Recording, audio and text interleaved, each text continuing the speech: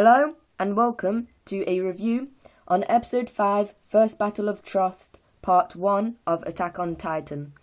And in this review I'll be explaining on what happens in the episode and my overall thoughts. So, at the start of this episode we got some sort of flashback that the year was 845 and that was when it was first invaded by the Titans. And obviously Wall Maria was breached and they retreated inside Wall Rose. And 20% of the population was lost.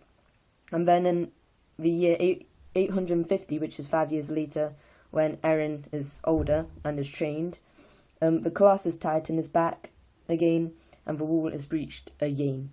And Eren attacks Colossus Titan, who destroyed the cannons. The Colossus Titan destroyed all the cannons on the top of the wall.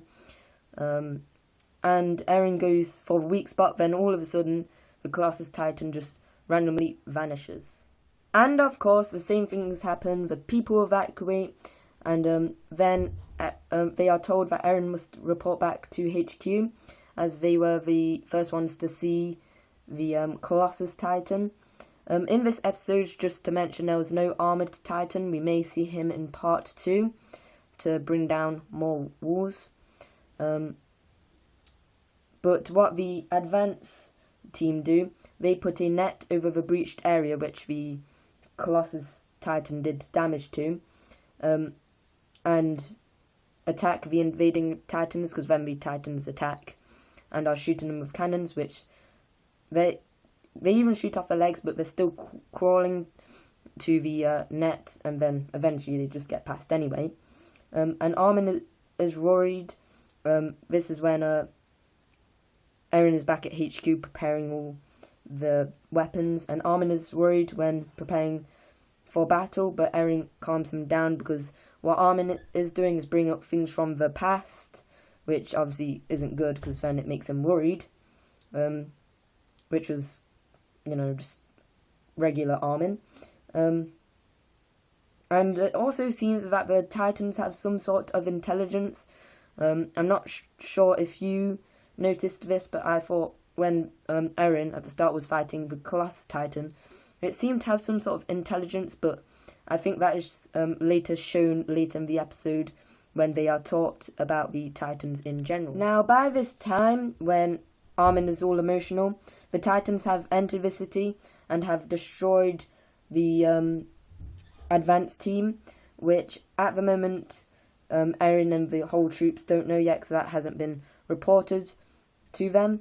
And it also shows a clip of the king, who seems only to care about himself, and he always just stuffs himself with loads and loads of treats and delights and wine and all that sort of stuff, and only cares about his survival also, and doesn't care about if anyone else dies, obviously except himself. And he also, when Pixies, who I'm guessing is the leader of the troops, walks out to fight alongside his troops to destroy the Titans, the king begs Pixies to stay with him and protect him, but Pixies just goes away anyway and helps his troops. Also, the troops are set into positions to attack the Titans and defend the civilians in 3 categories, which is Vanguard, which is first defense, Middle Guard, and Rear Guard. And by this point, when they're told to do this, everyone is emotional and even crying, and one person even being sick. And then when Eren is walking away, Eren and Jean have an argument as usual and push each other against the wall.